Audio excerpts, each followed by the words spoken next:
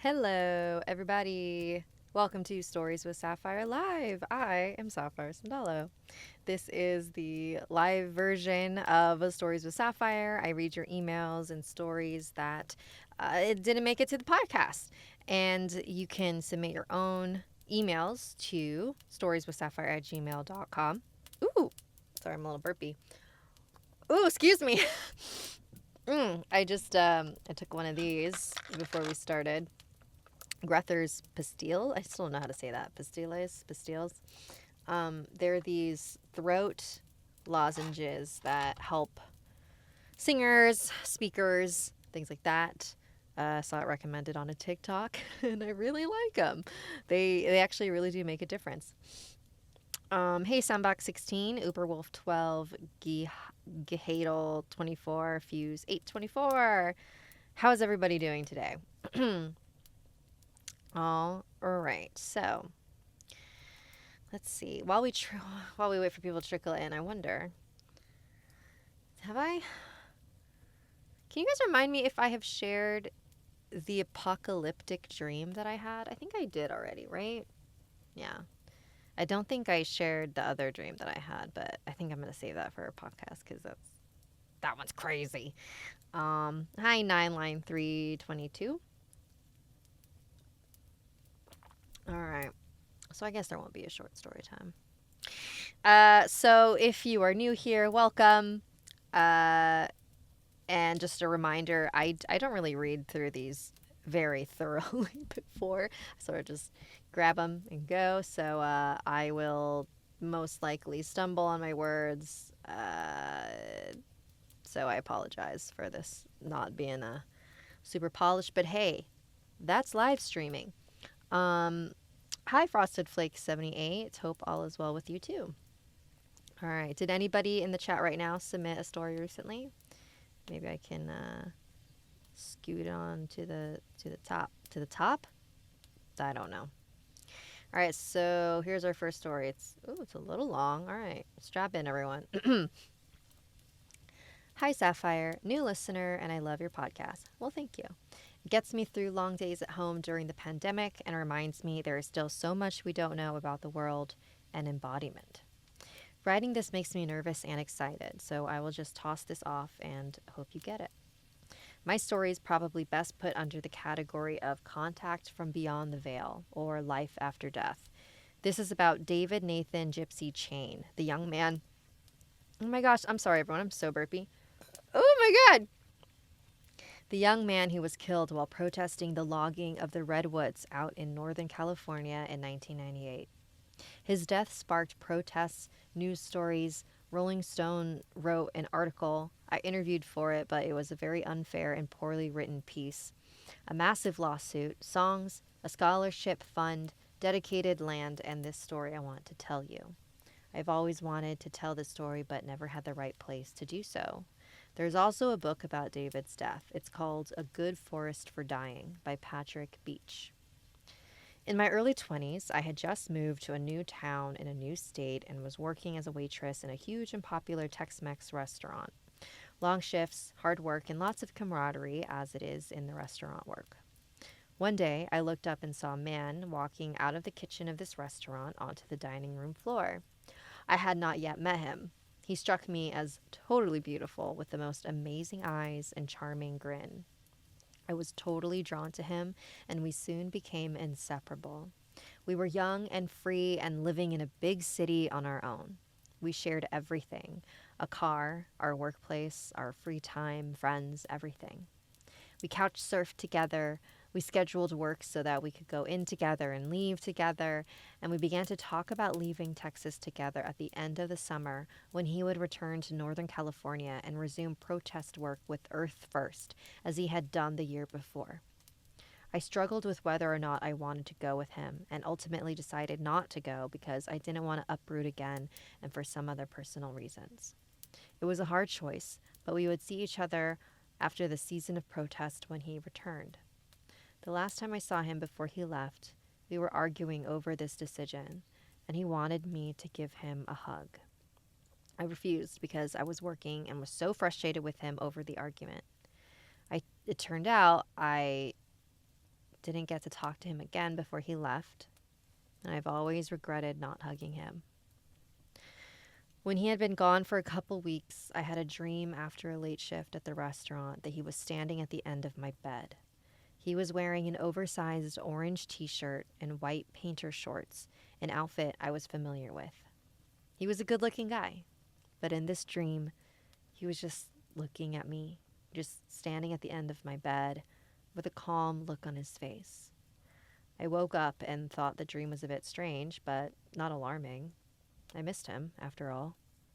I went to work that evening, and after a busy dinner rush, my boss came up to me and asked me to come with her out the back of the restaurant. She had to tell me something. Outside, she took a deep breath and told me David had died, that he had been killed, that he was gone. My mind went completely blank in pure shock. I couldn't even form words or remember who she was talking about or why I was standing there with her. When I finally made sense of the words, I fell apart.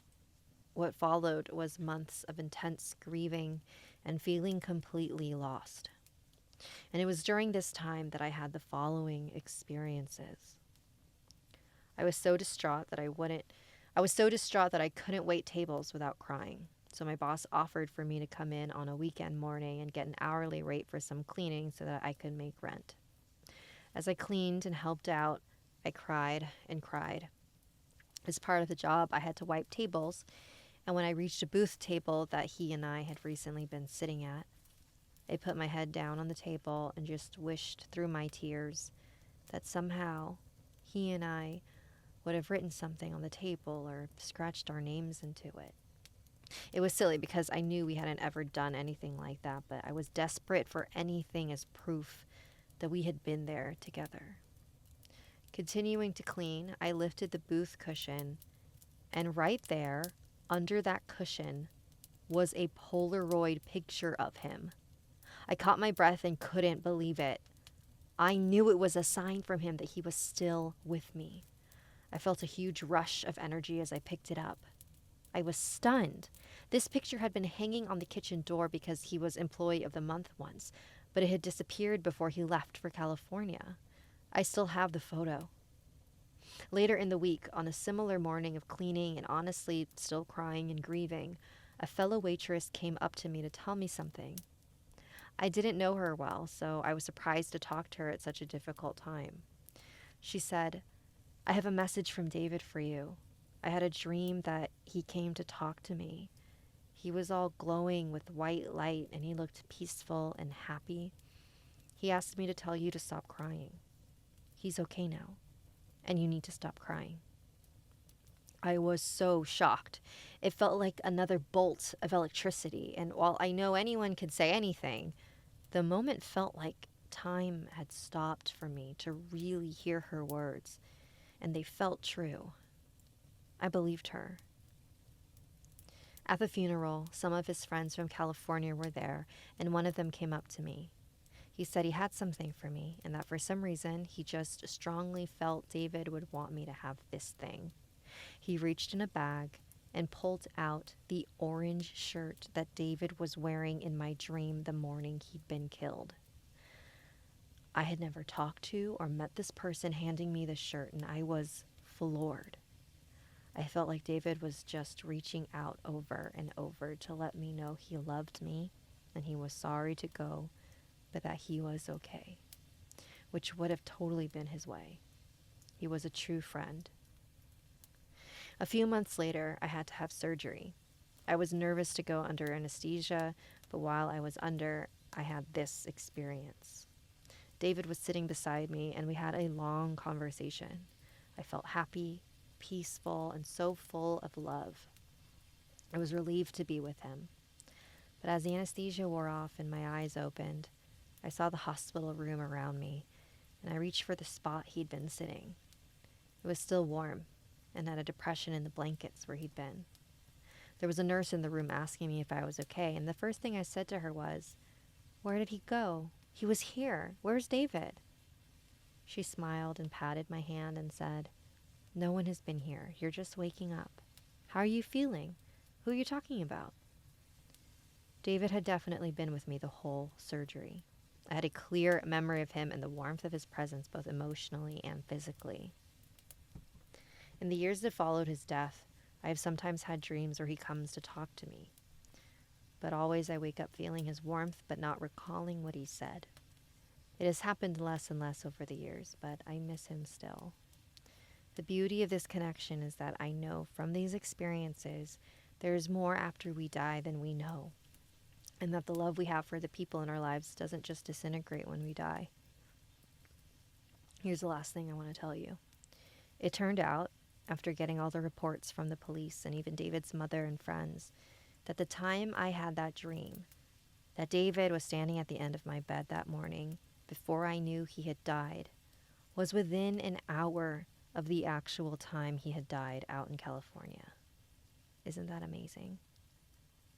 Thank you for taking the time to read this. I've always wanted to have a place to share these experiences. Whoa! This is from Raven. Raven, that was really beautiful. Oh my gosh. Thank you so much for sharing that. Hey, I'm trying to. Okay, yeah. I'm gonna look up more about your friend. Wow. I'm like kind of speechless on this one. That was really beautiful. All right.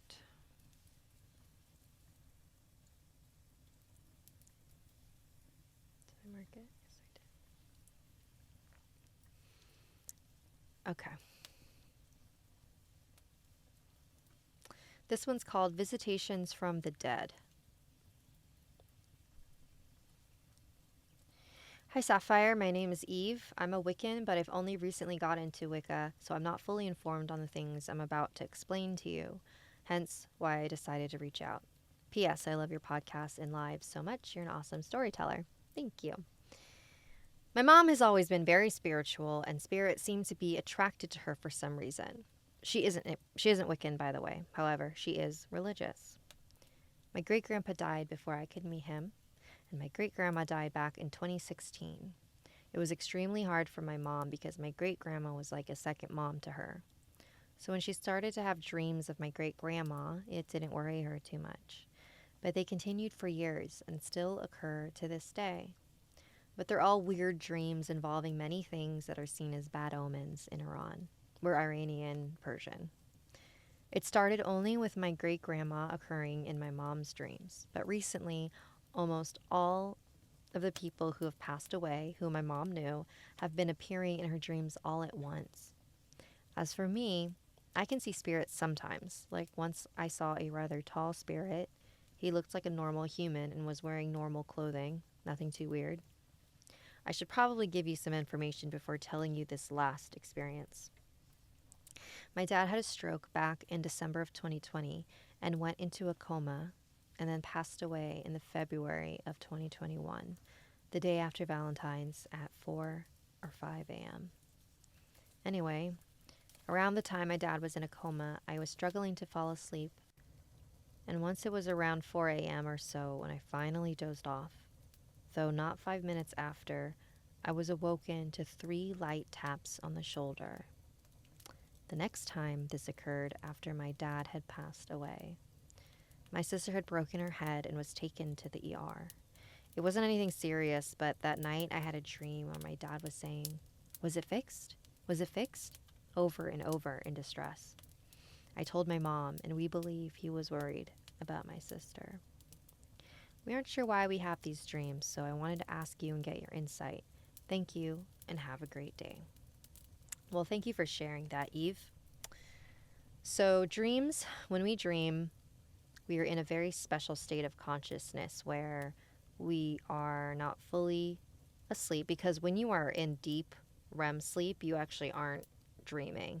And in traditional Chinese medicine, they believe that if you're having vivid dreams, then you are not getting enough sleep, because deep sleep, you're not aware of your dream. You're knocked out. So when we're in this dream state, we're in this perfect, it's kind of like almost meditative trance-like state, which is perfect for spirits to communicate with us, which is why dreams are one of the most common ways that spirits do communicate with us. Sometimes dreams are just brain nonsense, but a lot of times we can tell the difference between something that is significant and just our brain presenting us with something. Like there's a difference. It's kind of hard to explain unless you've actually experienced it. But I think to me, it feels like this definitely was your dad reaching out in a dream. So yeah, that's pretty cool though that your whole family has that ability and nothing to be afraid of. It's very normal. Me and my family have cool dreams all the time too. Ooh, okay. Let's see here.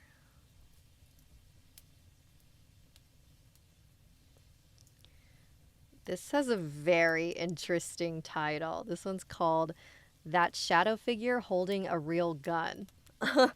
Ghosts with Guns. All right. Maayong adlaw, uto, or gabi, Ate Sapphire. Ooh, are you Cebuano?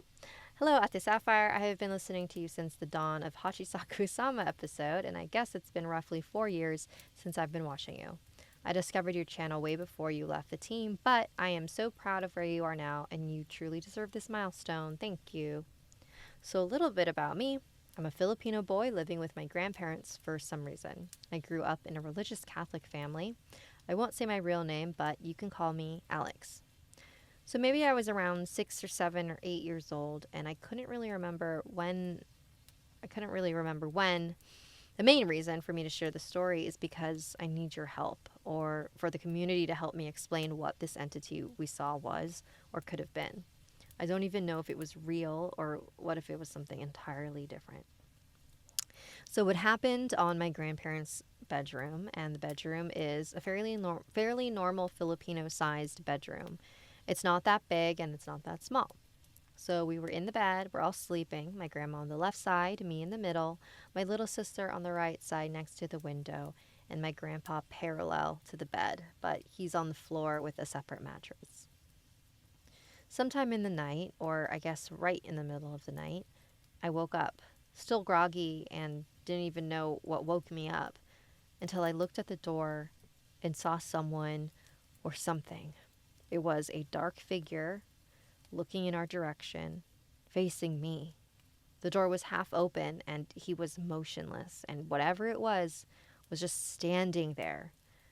But I could only see half of its body, since the door is covering the other half of its body. And the moment I realized the door was open, all I have thought of was to wake my grandparents, having the thought in my mind, oh my God, what is this thing? Why is the door open? Why is there this dark figure? But I couldn't move as soon as I saw it. I just stayed in my position in bed, looking at the figure. For some reason, I wasn't really scared, and I don't know why I wasn't scared, but I knew that the door had 2 sets of locks, the doorknob and a powerful latch. While analyzing the figure, I realized something. The worst part of the figure was that it was holding a gun that had silver parts to it. I'm not a gun expert, but I researched it, and it was the barrel and the grip that is the color silver. The figure is almost made up of black, thick smoke, but the gun looked so real. I saw the figure for about 10 seconds, and all I know afterwards is that it was morning. Morning came and my sister told me something. Tatai said they saw a figure last night. Did you see it? Yeah, I saw it and it was creepy, I replied. My sister slept in the other bedroom while this happened. But me and my sister, are there 2 sisters? Sorry, I'm getting confused. My other sister slept in the other bedroom while this was happening. But me and my other sister just laughed because of how scary it was. Of course, at that time, I was still very young and didn't know what that phenomena truly was about. For some reason, my grandparents didn't really talk about it, but I understand why. They're religious and they could easily brush off the experience. Looking back at it now, I really just don't know how to explain it. Was it a dream? a nightmare, sleep paralysis, a paranormal experience, a glitch in the matrix, or was it even a real intruder? But if some of these were the reason, then why did me and my grandparents see it simultaneously? Luckily, my little sister did not witness any of this. She was so young at that time. If it was a dream, a nightmare, sleep paralysis, then why did my grandparents see it too? If it was a paranormal experience, then did the three of us see the exact same thing? Then why was the gun so realistic? I've come to a theory that this was a glitch in the Matrix because of the gun, a 9mm black gun with a hint of silver. Did a character glitch when having a combat with its enemy? I don't know. If it was an intruder, we would have been crazy that night and something must have been stolen and something else must have happened, right? But the house remained the same. None of us were harmed and nothing was stolen. Currently, my grandparents don't talk about it anymore. I guess they thought of some explanation that would shrug it off as a dream or it was all in my head. But I don't know if that's the case. I personally believe that it was a dream, but is it really? I don't really know how to explain it. Daghang salamat, Ate Sapphire. Oh my gosh. Thank you for sending that, Alex. First of all, that subject heading is objectively funny. That shadow figure holding a real gun. But I know that if it were me and I saw that, I would not be laughing. That sounds very horrifying. This might be the first time I've heard of anything like that where the figure itself does not look like a person, but they are holding something very real. Well, let's see. So if it was more than just one person who saw it, I'm inclined to believe that you are all seeing something that was physically there in the room, in the doorway. If it was a real intruder and they're pointing a gun at you, yeah, I wonder if there were any other signs of a break-in, but it doesn't seem like that, right? You didn't hear anyone breaking in, or I feel like you'd be able to tell if it was a person, because I think the quality of a person would be the same quality as the gun that they're holding, right? So there wouldn't be like a difference. So that's really strange. I don't know. You're breaking my brain with this one. Yeah, I mean, I wish I could give you more help, but yeah, I have no idea. Anyone in the chat have any idea? Have any idea what that is? Because that's really wild. All right. Let's mark that as red. Okay, I think we have time for maybe both of these that I have sent. Oh, this one's interesting. All right, so this one's called Odd Mishaps or Coincidence of God's Plans. Hang on, let me get my bangs out of my face so I'm not like always moving them. Hey, Sapphire. For starters, amazing podcast, and I love everyone's stories that have been sent in. It makes me feel as if what's going on right now is just another day of events. I was wondering if I sent in this email, you'd be able to tell me if these experiences are mishaps of life or am I just cursed? I don't want to go into full detail. Also, I'm not sure if this will help, but I'm Haitian and my mom has mentioned a deal her dad never finished, causing her to deal with the consequences. Ooh. Around 6 years old up until now, around 6 years old and up until now, me being 17, I've started having weird dreams, mostly with snakes or just one specific snake, either trying to scare me, bite me, or stalk me as its prey. Other dreams consisted of warnings, random people I never met watching me, deja vu, and one where I was astral projecting. But the dreams where this snake would come and visit me was the worst. Sorry, my burps are back. Causing me to wake up and tell my mom just for her to say, "This is why you should pray before you sleep. The snake you see is your guardian angel.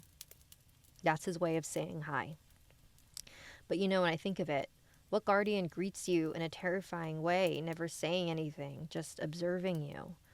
Or maybe she just never understood what was going on before. However, now she always keeps a bottle of Florida water, mint leaves, and crystal sea salt to cleanse the bad spirits. I'm not too sure if this was a dream or not, but I remember waking up to look for my dad and younger sister since my mom was a nurse at the time, so she wasn't home often. But I was looking into the closet for some reason just to see a lady in red sitting with a drum. It's hard to remember now if she was looking at me, and I don't want to assume just in case I'm wrong. But she looked like Mumbo, a priestess who does Haitian voodoo. I didn't understand what I saw, so as a 6 or 7-year-old, I just closed the door and went back to sleep, giving up on searching for my sister and dad. I don't want to make this any longer. However, now that my dad is no longer in the US, me, my mom, and my sister have been through chaos, where my mom has practiced a little in magic for protection and to know why all of this is happening. This caused me to be interested in the supernatural and paranormal activity in life, including conspiracy theories, lol. Brianna.